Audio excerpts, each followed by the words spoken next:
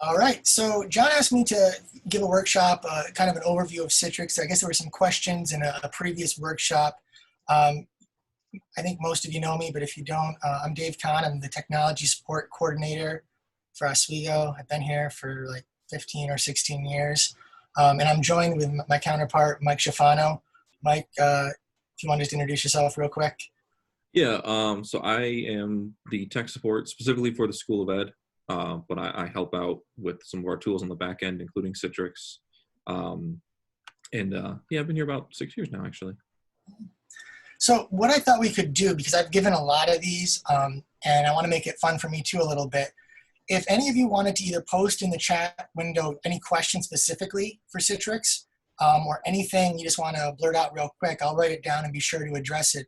What I'm going to do is just give a really quick, probably 4-minute overview of Citrix. It's something we've had in place for close to, five or six, as long as Michael's been here. And I'll go into that as well. And then kind of open it up for discussion, kind of show how things are working in the lab, but more importantly, how they're going to work for you and your students at home. So feel free to just blurt out any questions you have or comments, or type them in a chat. Anything? We're good? I actually have a question before we begin.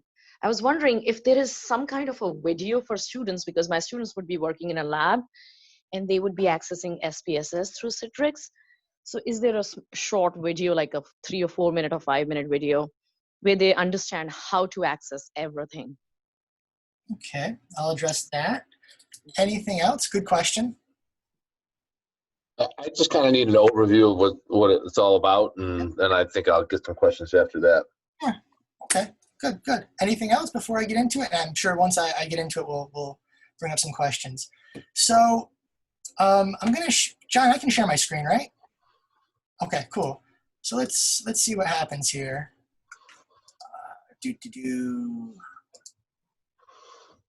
All right, so share screen. We want to go to that one. Slide this over there.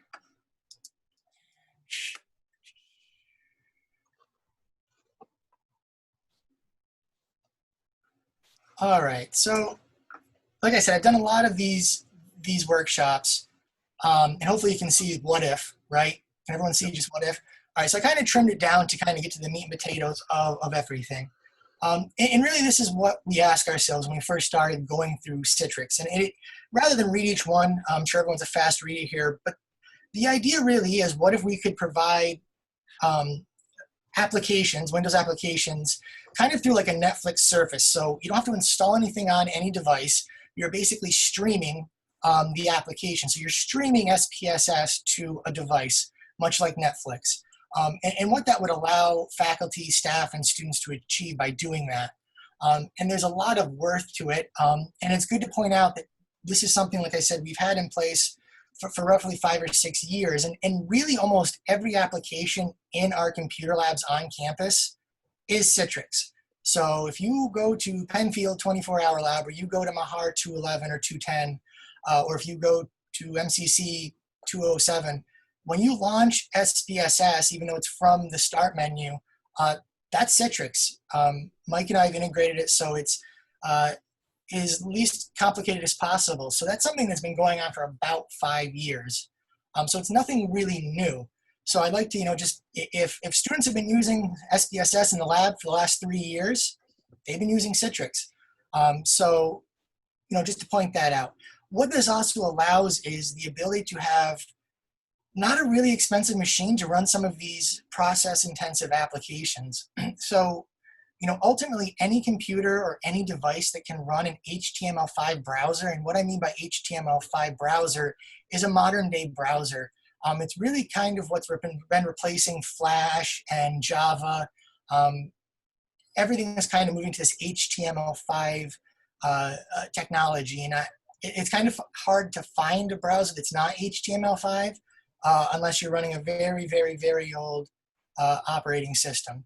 And most devices, like our iPads, our iPhones, our Android devices, our Chrome devices, even for our Tinkerers, the Raspberry Pis, and even like 6 or 7-year-old computers can run HTML5 browser, or there's a native app you can download from one of the app stores, which will allow students to save money. They don't need to buy another computer, and they can get the same experience that they would be getting in the lab. The other thing we noticed was, from a teaching perspective, and I'm no teacher, so I'm not talking as one, I'm talking from the feedback that we've gotten from teachers, is it's the same setup, the same experience. So if I was a professor teaching Microsoft Access, and I have a group of 100 students, and they have their own devices, there's Mac devices, there's PC devices, they all may have a different flavor of access, which would make teaching rather laborious, right? Some people have this version or that version. With Citrix, it kind of streamlines everything to the same version, so you're giving this uniform approach with all the applications. Okay, and like I said, I'm just going to kind of, bring everyone to speed with that. So this is kind of something, and again, this was a presentation. I realized I spelled Penfield wrong. That's horrible. But one of the things we were looking at is, what if we turn some of our classrooms, and this is classrooms right in campus, right? This is Shinneman 130. This is Rich 322. This is Murano Campus Center 207. Here's one of our ATCs. There's really cool animation, but I don't want to bore you with that. And here's our library. So what if we could turn these areas, all right, and when you think about social distancing and who knows what comes the fall, where we may have to go every other machine, or who really knows, what if we could turn that into these? And these are actually real workstations that our student workers at the help desk were gracious enough to send me. So these are some of what students are learning over the summer and in March. This is how they were doing work. Some of them are very, very cool. You can see there's a steering wheel and some race car driving, a little podcast, and some are very simple. But the idea is really to put it on the students, to let them be comfortable with where they are, be safe where they are. So there's no need to travel through a snowstorm, travel at night. If students like to work at 3 in the morning, they can. It really allows a lot of flexibility to get to these applications and learn from them. So by leveraging these applications, we can easily do that. And this was just kind of a slide. This kind of shows the Workspace app, and I'll definitely be giving you a real-time demo of this. But the two approaches are the HTML5 browser approach, and then I call it the Citrix Workspace app, or the heavy client app, which is generally a little better experience in terms of simplicity, and we'll talk about how to save files and open files. But there's really two ways to go about doing it. And the reason behind that is the HTML5 really allows people to just kind of go in and launch the application, maybe make a few changes, a few edits, and go about their day. It also really seamlessly integrates into Chrome devices. So you don't have to worry about installing things. It's just right there. The heavyweight client, or the Citrix Workspace client, offers a little more rich graphics. It makes things a little simpler in terms of file transfers and such, and I'll touch on those in a second. So how does it all work, or how has it been working for the past 5 years? Really simplified graph. Essentially, we have a bunch of really strong servers over in Culkin, and people outside campus or on campus access Citrix. It does load bearing and sharing and serves up the applications. So this is kind of important when we talk about, well, I don't think my classroom of 45 students who are all going to be using SPSS are going to be able to handle the load. I suppose that may happen, but so far during the 6 years that I've been monitoring it, that's never happened. And to point out something, we'll hop around here. I don't know how well you can see this graph in terms of things, but just between the COVID, which I consider March 11th on, we had 14,000 concurrent hours of use. That's close to almost 2 years in that span of use. So our Citrix servers were heavily used, like they always are, a little more during COVID, of course. And you can see our off-campus, this was during this time, everything was off-campus for COVID.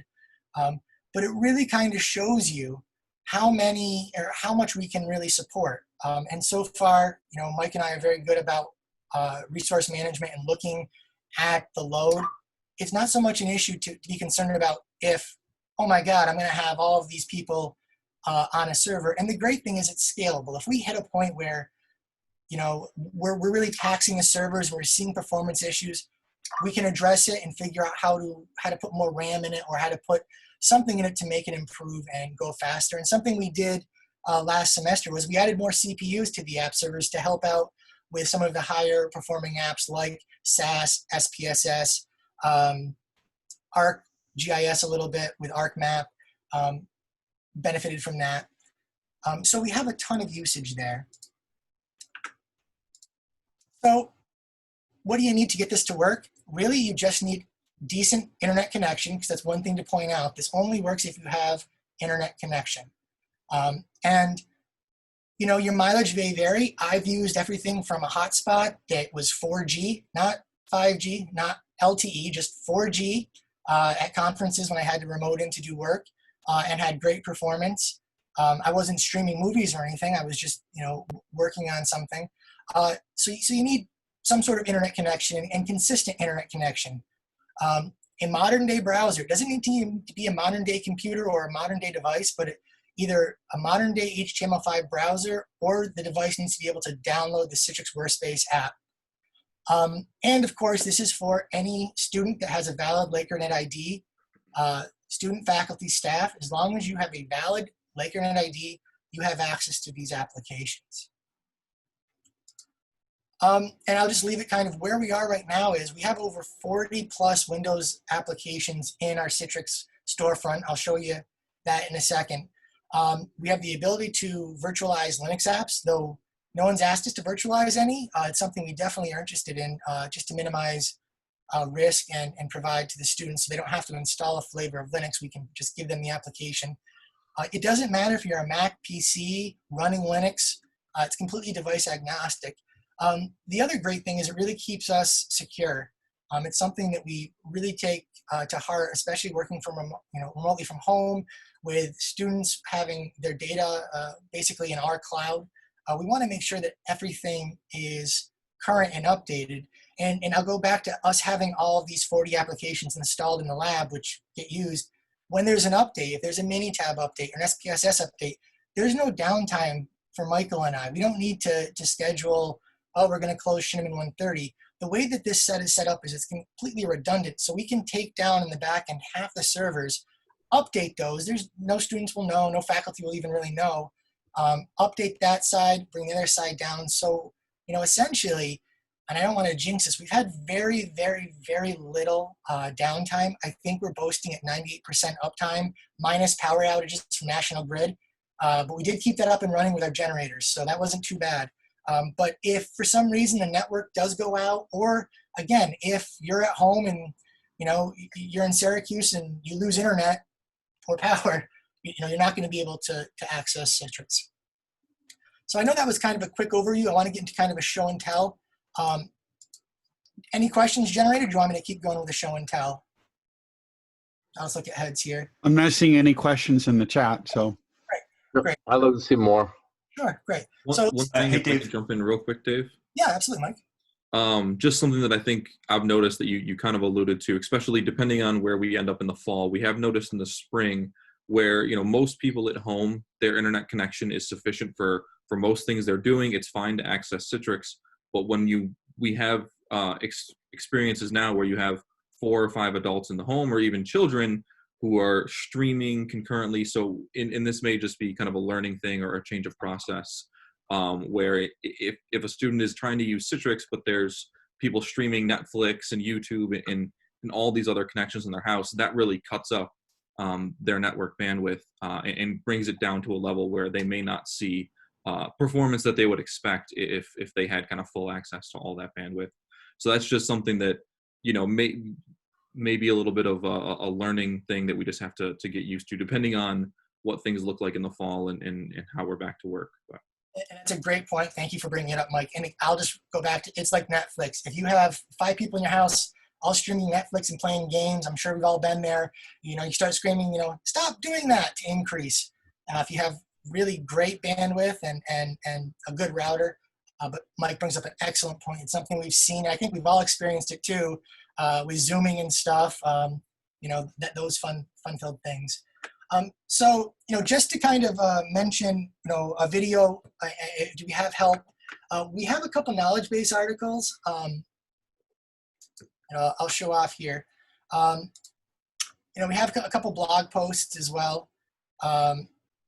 But if you were to go to our knowledge base article off of our CTS website, we have this basic, we keep it pretty much up to date of what is Citrix, when do you want to use Citrix, the applications listed that we have streaming right now, and we love to put things into Citrix, partially because it means we don't have to go to labs and update them. Once they're in Citrix, it's a lot easier for Mike and I to update things, even if there's just packages you need part of that.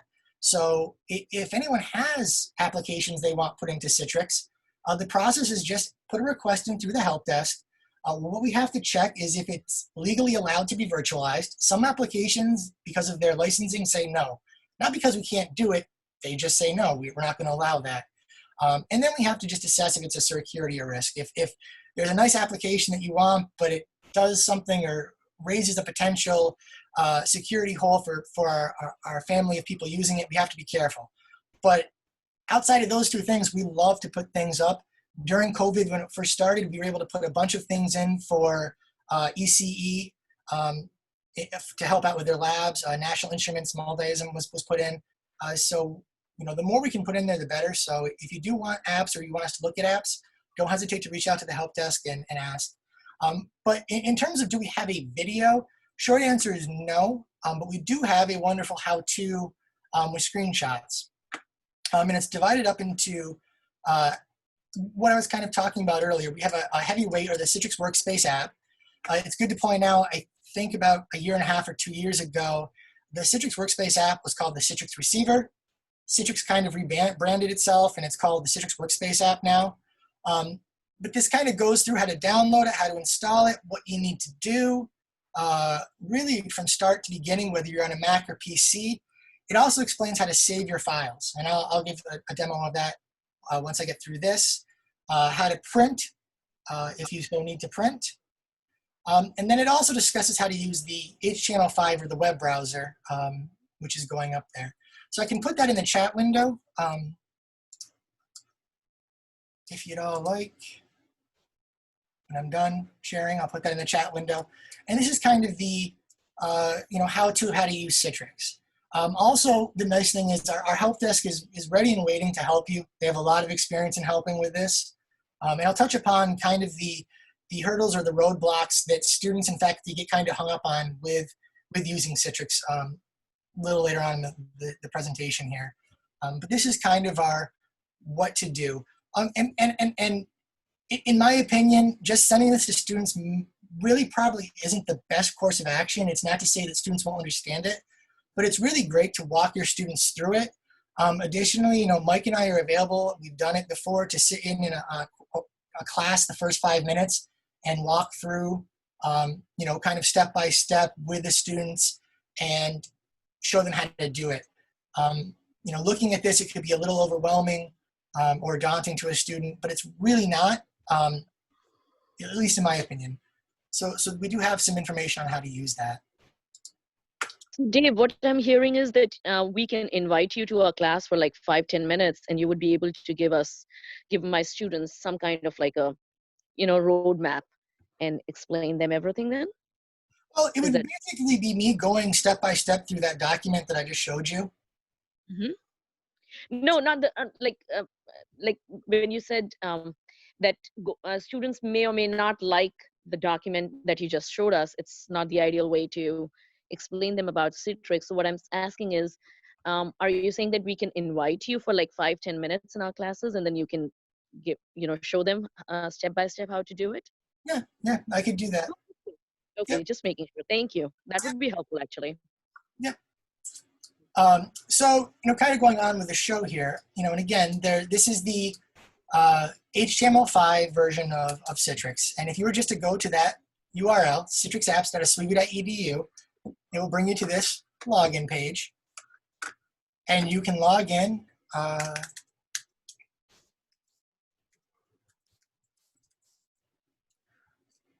And, to kind of go off on that question, I'm more than happy to come in. But if students can't sign into this part, that's something that really should be taken care of ahead of Michael or I getting there. That means there's something goofy with their account, whether they don't know their password's been suspended because of something.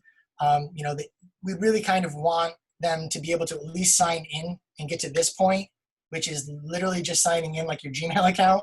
So if they could get to our Citrix storefront, then we're more than happy to come in and help out. There's just little we can do if someone can't sign in over the phone or remotely through Zoom.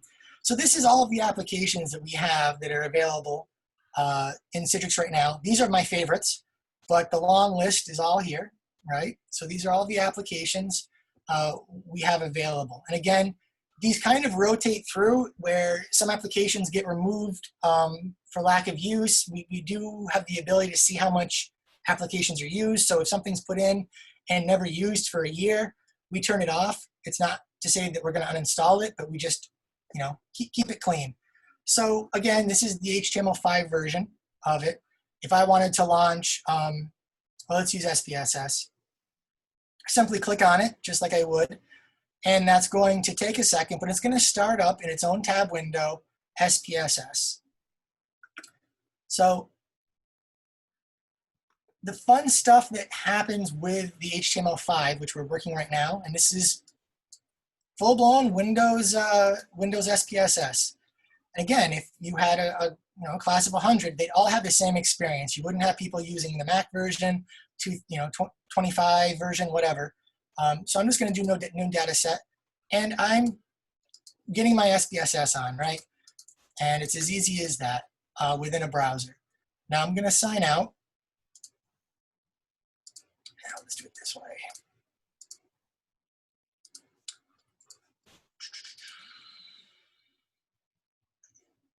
Looking right at it, probably. Starts with a C.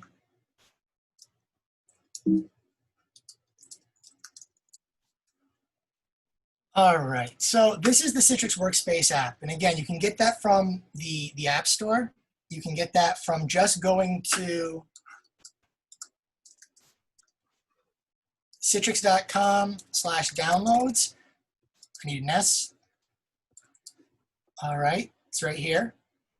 It's also located on that KB article that I showed earlier of how to get it and how to download it. For your iOS devices, your Chrome devices, your Android devices, you're going to use the App Store and search for Citrix Workspace. I would just click on download, click download, and install it. And following those instructions, basically all I would have to do to get this configured is put in that URL. That's all it's going to ask for is citrixworkspace.oswego.edu. Once I put that in, I have this already set up. I sign in using my LakerNet ID and password. And it looks very much the same, but it's app specific, kind of outside your browser.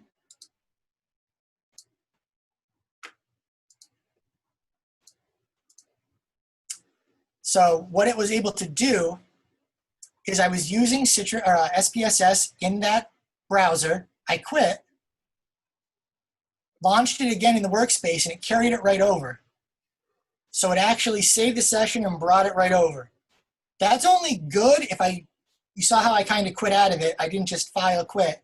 It's also only good for 24 hours. All right, so if I don't do anything like that in 24 hours, the session is gone. And that's something very important that I'll touch on is, much like a lab environment, if you accidentally save to the server, to our Citrix server, you don't save it to your local device or to a thumb drive or to Google Drive, within 24 hours, we basically delete profiles. Things are gone, just like they are in the lab. So if you're not saving your documents correctly, they're going to be gone. So that's something that we do address in that KB article, and that is one of the biggest roadblocks and hurdles that we get with Citrix usage. It's something that we've been working on for 3 years to fix. The fix is generally easy. It just requires a little bit of money to do some centralized storage, and we are working on it. More now than ever with COVID, we're trying to get our storage space set up to make this quite easy, and we'd have some persistent storage. But for right now, you got to make sure you're saving it off of the server. So again, this is this, and you can have multiple things opened up. So I don't need just to have, there's my SPSS, and I don't know. Let's do something fun. Let's do access. And this is, the reason why we put access in Citrix is because access isn't available for Macs, right? It goes back to that device agnostic, where it's just not physically, Microsoft does not make access for our Mac users. So this would be a great solution for that.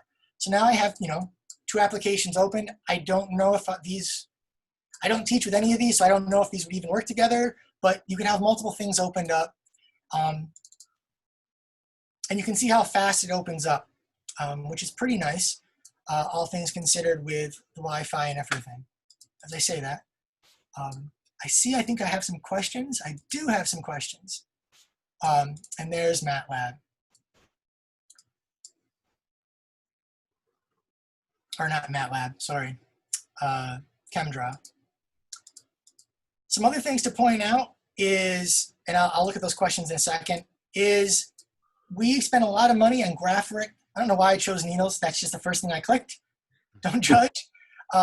Is we spent a lot of money on graphics cards to put in these servers, which allow the graphics and the rendering of some of the applications to move really smoothly if the software is designed to utilize it.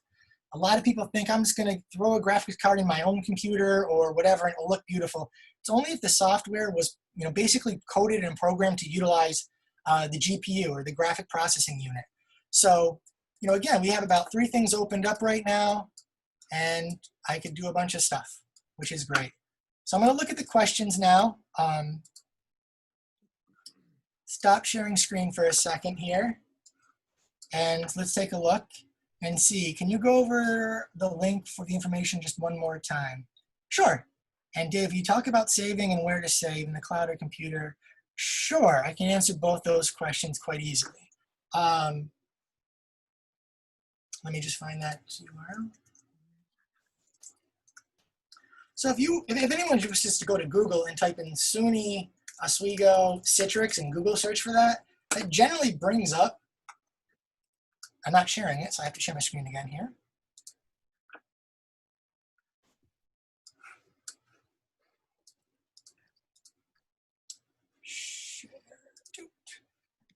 And you're all seeing, hopefully, really if you click on any one of these, but this is our knowledge base article of what Citrix is, all the applications we have, and this really, we do try and keep this updated. There may be a couple apps in here that I haven't put in yet.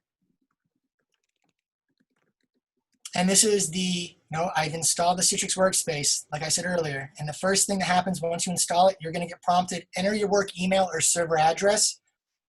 You're going to put in, right there, citrixapps.oswego.edu.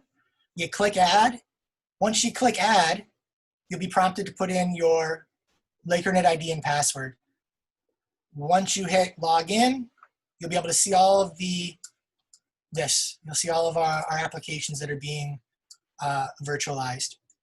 Now we do touch on how to save, and that's really, another thing we're trying to work on, and that comes from if we had centralized storage. So, again, I'm sharing, here's a virtualized application, SPSS, and if I wanted to save something, I would go to File, Save As, and again, this is very similar to that in a lab. If the application wasn't virtualized, I would pull down the menu, and as you can see, there's a bunch of stuff in here, right? We would really want to save on local and any one of your disks. Most people will just have one disk. I'm a nerd, so I have a few different disks, but students would choose local C, and there would be the name of their computer. That's the name of my computer. Additionally, if they plugged in a USB drive would be located here with the name of that as well, which is pretty easy to save to. But if I wanted to save to that, then I could say this is my Mac hard drive. I could save it anywhere. I'm just going to save it on my desktop.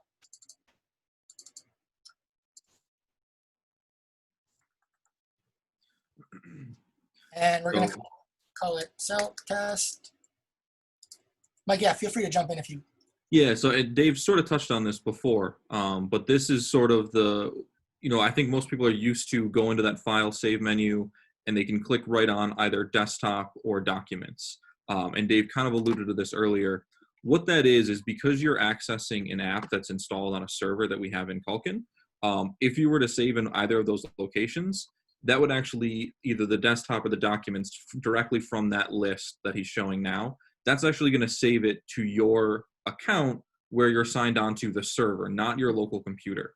And that will remain there for a short time, so it's not instantly gone. But because we have limited storage and we do clear those out regularly, and it also helps with some performance things as well, those files will get wiped out. So as he's showing, going to a local disk, or what I think and what I try and tell as many people as I can is using a flash drive is really, really nice because it is nearly identical to the process of if you were on an application that was installed locally and you went to save on a flash drive, you'd pull down that list and you'd look for your removable disk. It's the exact same way or exactly what you would see if you were running a local application. So I think in terms of eliminating confusion, that's my preferred way to do it. I think Dave is going to show that. Yeah, so now just like you would see, go ahead, Dave. I know we can't talk over one another, but yeah, just you're doing good, Mike. Keep it up, and it's right yeah, there. just like you would see, if whatever application you had running locally and you went to save to it and to just find your flash drive on that list. I know looking for local disk is a little bit, and then navigating to your user folder, which is relatively simple, but if you're not used to having to do that because you're used to using one of those quick links, but for our students especially who I think are used to using flash drives and thing, and it's just a bit of a learning experience and how to kind of go about that. But that what Dave just showed there is when you are running an application using the Citrix Workspace app. When you have it installed on your computer, it's a little bit different, but still similar if you're running it purely through a web browser. And maybe Dave can show that. I will show that. But first, before I dive into that, because that is a little, and that's kind of more reason why I tend to lean people towards either the native app on iOS or Android or the heavy client on your respective computers, the one I'm showing, because it makes saving a heck of a lot easier and more intuitive. You also get to utilize more of the graphic processors that we have on in Culkin. So, I kind of relate it to Office 365, right? There's the Word version of Office 365 that's in the cloud, and you can kind of quickly do pretty much everything you need. But if you really want to get into your formatting and your add-ons and such, most people download that version onto their computer. Surely you're not downloading anything here, but it's a little easier. So let me just quit out so it's not going to pop up. And I will show. And again, what we just showed is all in that document as well, just sort of text and with some pictures. And I think the great thing is like Dave said, we've had this running for 5 or 6 years in a few different variations. We've made some changes along the way. And what's been great is that once a student has gotten it the first time, they run it pretty well and they've had no problems. I mean, you saw the statistics we showed, we have days and days worth of usage. So I think just getting over that little hurdle and then they're off to the races. So I'm going to show kind of the same thing. I'm actually going to use the self-test save file. You guys can all see it on my desktop right over here. Yes. So here's where it gets a little interesting, and this is in the documentation that I shared out, or not shared, but showed is, to save and to open files, you're going to use this there's like a little hamburger, 3 bars up here, and if I hover over it, it turns into a circle. If I click on that, that gives me a couple options. One is, full screen, which is great. The other is to download and upload. And if I want to work on this CELT SPSS file, I have to upload it first. So I click on upload. There it is, because my Mac already knows I'm going to go to desktop. And I will choose open. Now, generally speaking, what I like to do is go to PC and save it into this. And this is something you're only going to see if you're using the HTML5 browser. is save to my device. I just throw it in there. It will re-download it so I have a copy of it. Now if I were to go to File, Open, I should see Save to my device right there. And there it is. So I know I make it look easy, but I know this really is kind of a struggle point for people to remember. Once people get it down, like Michael was saying, it is pretty easy. I wish that we could change the name from Save My Device to anything but that. That's just something built in. I would love to, I can't, I put feature requests in for Citrix. Can't do it for right now. But again, we're working really towards the idea that we'll have some sort of, Oswego share something that students and faculty will always have when they sign in, whether they're using the HTML5 piece or the heavy client, that they can save to quite easily, and we just redirect things to it. So we definitely understand that this is kind of the blemish on Citrix, and we've been trying to resolve it. It's not so much a Citrix issue, it's more of our infrastructure and how to set it up. So we're doing it securely as well as doing it the right way so everyone has a really good desktop and application experience with it. So I'll open it up. I'll leave my screen sharing for right now, but if anyone has any questions, I think there's some more stuff in there. Let's see. We talked about saving. I think I talked about saving. Michael just posted the link again. Thank you, Mike. So after you save, when you go back in, how do you use that file that you've saved on your local drive? I think I touched that, Marcia. The other thing that I didn't mention is you can see that when I save this file using the heavy client, it actually looks like a SPSS file. And that's because I actually turned on file association on our server side. So if I were to, let's just quit out of this, and we'll quit out of this. Once you have the Citrix receiver, or sorry, Citrix Workspace installed like I do, and you've signed in once, whether it's a Mac or PC, the workspace, once you sign in, will associate anything that has that file name. So now what I can do is double click that. I'm going to choose open. That was just a warning from my Mac. And now it's actually starting it, easy peasy. So they don't need to actually go to Citrix, log in, file, open. As long as that file's there, as you can see, it opened it right up and I can work on it. It's that easy. So if I were that's sort of another one of the advantages of running with a heavy client, as we kind of refer to with the Workspace app. As Dave kind of showed with the uploading and downloading, that was purely for the HTML5 only version, which is we like to show because it is an option. Some people choose to use that, particularly depending on their device for Chrome devices and stuff, even though there are apps. We know we have folks who use those, but there are a lot of advantages to using the actual installed Citrix Workspace app to kind of connect you much more directly for various things, including opening and saving, as well as launching the programs and stuff, and getting slightly better performance, or a little bit more than that, over just the HTML5 version.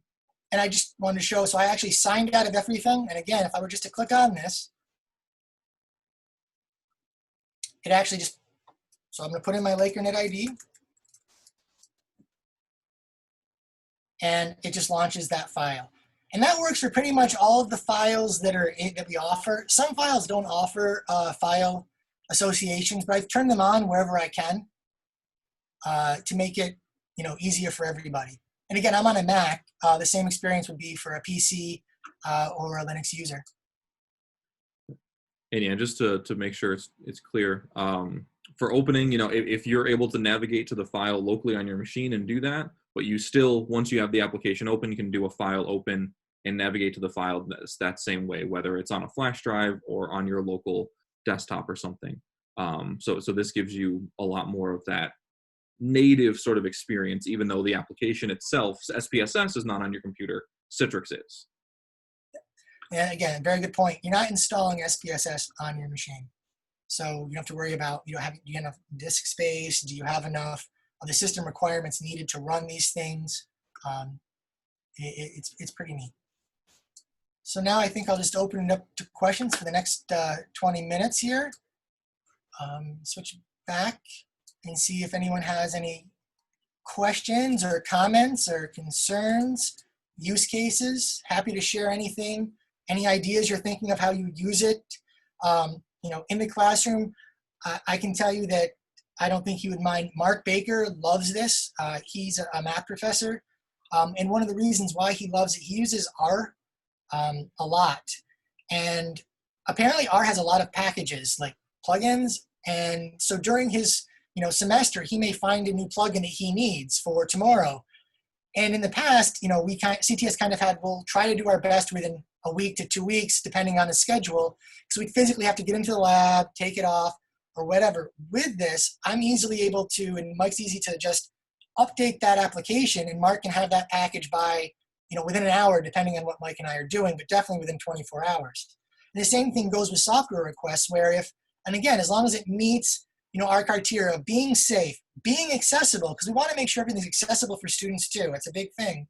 And Citrix does really good job with accessibility and VPAT and all of that. So we want to make sure that it's accessible. But that being said, if someone wanted a piece of software for, the next day, more than likely we're able to accommodate that. And as well as, I'll leave these people's names out, but some faculty have asked, hey, this student says that they weren't able to do Microsoft project and that's why they failed the class. And I can actually show them, it's not Big Brother. I can't physically see what they're doing, but I can see when they've accessed Microsoft project, for example, how long they used it, not what they did with it, but we can really get a little more analytics and granularism with that. Oh, Rich, are you messing with me? Because I think you know the answer to that. But I will go on my soapbox and talk about that wonderful piece of software. So GraphPad Prism is a wonderful piece of software. I guess it's kind of the Rolls Royce of whatever it does. And SUNY Oswego has a campus-wide license with it, which means we could install it everywhere. However, GraphPad Prism completely refuses to allow us to virtualize it.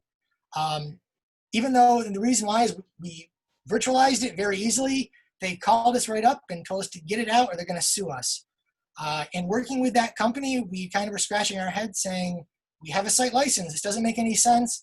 They were really kind of jerks about it and said tough. And not to talk about this too much further, but that's kind of some of those applications where when we look at budget, we look at tightening our belts and things, hopefully there's an alternative to Prism, because if we're looking remotely and we can't put certain things into virtualization, or we can't allow just using some sort of remote desktop or TeamViewer to legally do that. And it's a good thing to point out, like GraphPad Prism does something to tell that we virtualized it. So, some software, yeah, you can virtualize it. You can talk to other colleges and they're saying, yeah, we're virtualizing it. What's the big deal? Well, my boss and myself and Mike like to follow the law because we don't want to get arrested. Faculty can easily just say, well, it was there and we used it.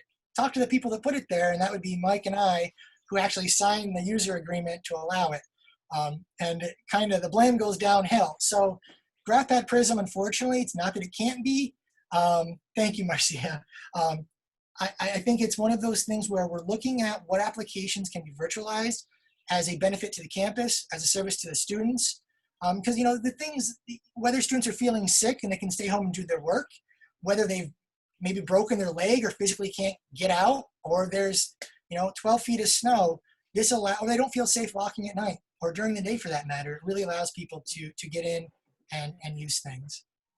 Yeah, Dave, I was just trying to get your attention a little bit because I'm the big fan of ArcMap, and being able to use that in this environment is really very helpful. I also wanted to thank you. I brought home my computer from work, and whatever you did last time you were working with it, the Citrix, I guess I've got the heavy client, and I clicked on it. I was hoping to encounter some problems here that I could bring up in this session, but everything worked fantastically. Thanks, Rick. And I already had some ammunition for you when I saw you pop up, and I'll just share it with you. is one thing that we found, especially with Esri and ArcMap and everything is, and this is where, kind of just take what I'm saying in and don't get confused by it. Mike and I were just saying, make sure you save your work locally on your machine. Esri is one of those programs where if you're working with a file on the server, it's going to render and work a heck of a lot better. So really what we've been telling students who call up and saying, I'm trying to zoom into the map and it's glitchy, we have them actually work off the server until they're done and then copy it, do a final save. And this really goes back to when we finally get some sort of centralized storage, that problem will go away. But I'm happy to hear that things are working out for you as well as it can be for right now. That's great. Thank you for those. Anything else? Another One thing. question. Oh, go ahead. Thank you. One question that I have was about, adding more to Citrix. And I was wondering, because I teach a lot of writing courses, is Grammarly something, the premium plan for Grammarly, something that can be bought institution-wide, and can it be added to Citrix? Because my students really need it. And I think my department tried to buy it, but I do not know what happened to that. So I do not know whether it can even be bought as an institution. So There's a license. Yeah. Is Grammarly a standalone application or is it a plugin? I think it's I do not know. Sorry. I shouldn't even that. Yeah, I do not know. That is something that what I do with my students is, because I have a premier plan available to me, I give my password and username to them. And that's how, if they want to use it, they can use it. So, just throwing it out there, you're breaking the law. I understand. See, and well, that's even worse if you understand, and not to delay that. But but the problem is with a couple of students who cannot write at all. Sure. I have no option, because Writing Center doesn't help them that much. That they need more than that. How many times are they going to go to Writing Center? Sure. Yeah. So that just kind of goes back to, we have to make sure. I thought that Grammarly was a plugin for Word and for Google Drive. It is. It's an extension. Yeah, it's a browser extension. Again, we wouldn't. Anything is possible, but we would really kind of figure out what the issue is. It sounds to me like if we were able, if CTS was able to work collaboratively with you and with the Writing Center and figure out a way to kind of solve this issue, rather than for us to publish, Google Chrome with the browser in it, which students will still have to sign into.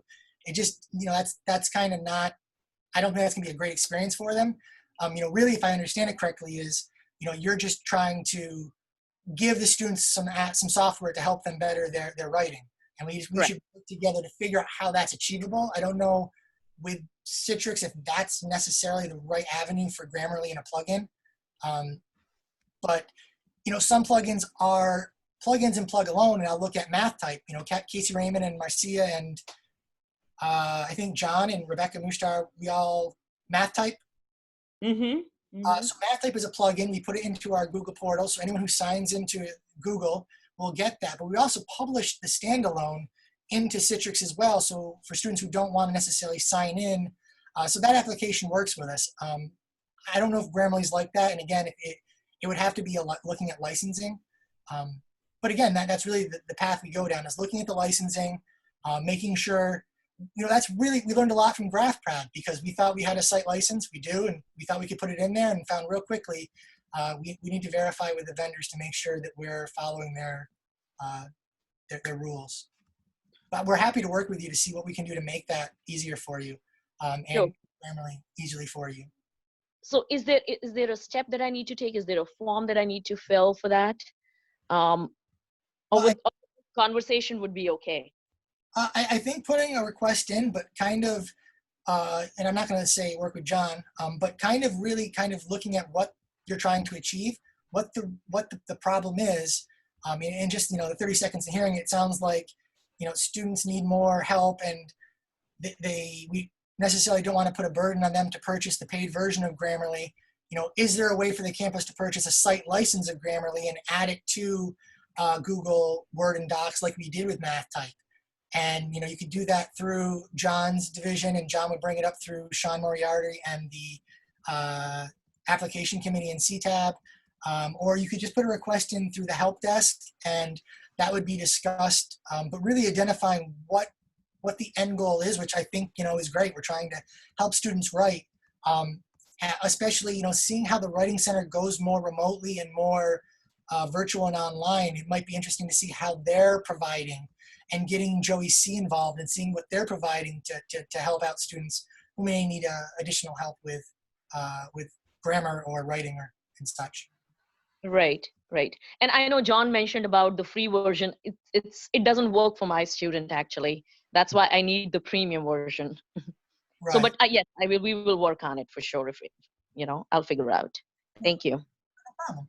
I think what I was going to say is that did, at least to me, bring up an interesting point. Maybe is just to sort of add virtualization or the ability to virtualize to something you keep in the back of your head. Maybe when you're looking at new software to potentially purchase, to be asking the vendors, what if that would be allowed, or what would the difference between a site license or a license that we could virtualize, or some combination. So, knowing that we have this tool, being able to leverage it, because as Dave kind of mentioned, it's a lot easier for us to get it installed, get it updated, and maintain it on Citrix, where we have only a handful of app servers. Essentially, we only have 4 or 5 computers that we have to really install and maintain it on, rather than hundreds out in the labs. And in the end, that just gives a better experience to our staff, our faculty staff, and our students. So, now, knowing that we have that available, that may be something just to say, hey, we're looking at the software. Hey, by the way, can we virtualize it? Or can we put it in Citrix? Even if you don't remember, can we put it in Citrix? Maybe something to ask the salespeople as you're looking at new software to potentially purchase, because that could be something that we could kind of add to our repertoire and give a better experience to our students with.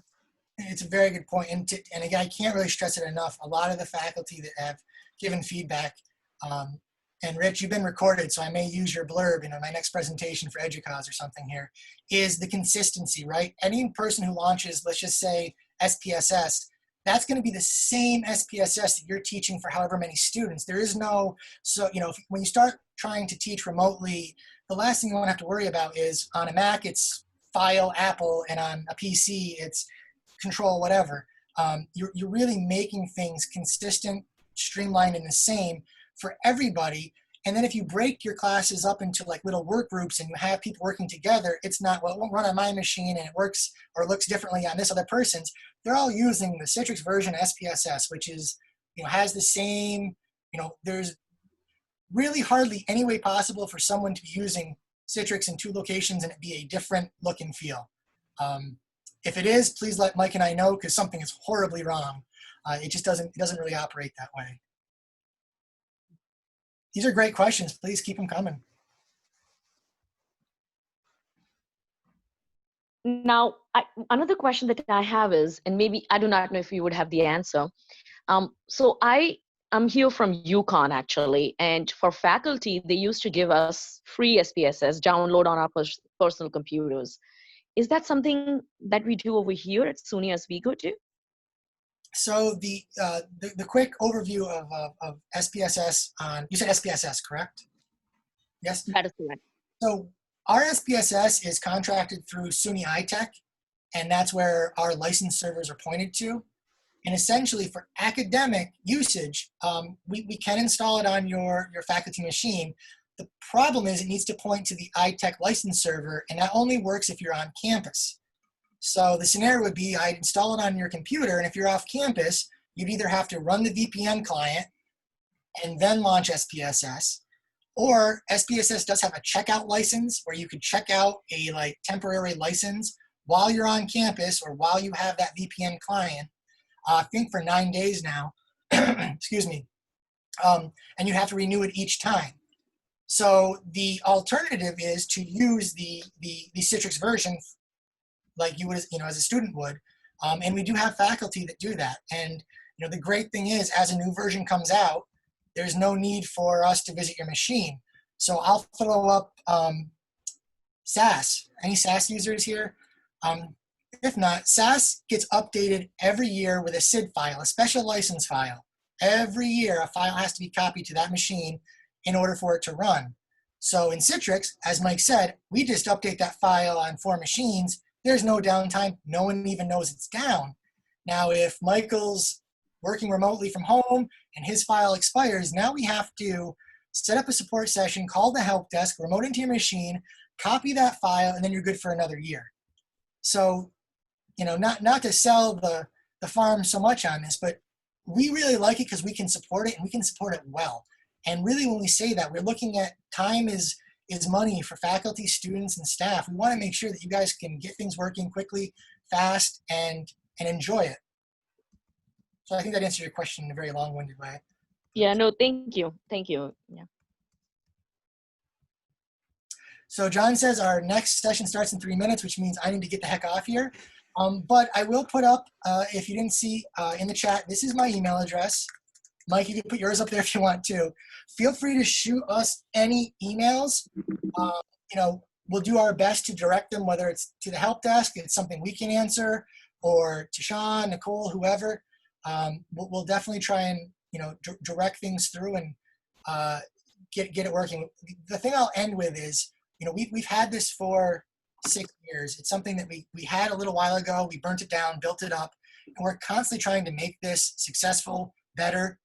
So when we hear things of, oh, I wish it did this, or I wish we had this application, or I wish it could do this, let us know. You're not complaining. You're not hurting our feelings.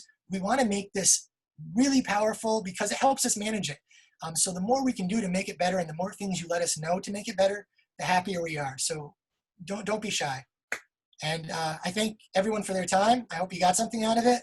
And feel free to reach out to Mike or myself, or John knows how to get hold of us as well. Thank you. Thanks, guys. That was really good. I will share, the video will be posted this afternoon along with all of our previous workshops. Wonderful. All right. Thank you all. Everyone be happy, be safe, enjoy the weather. Bye, Marcia. I love the jazz hands. Thank you. Thank you. Bye-bye.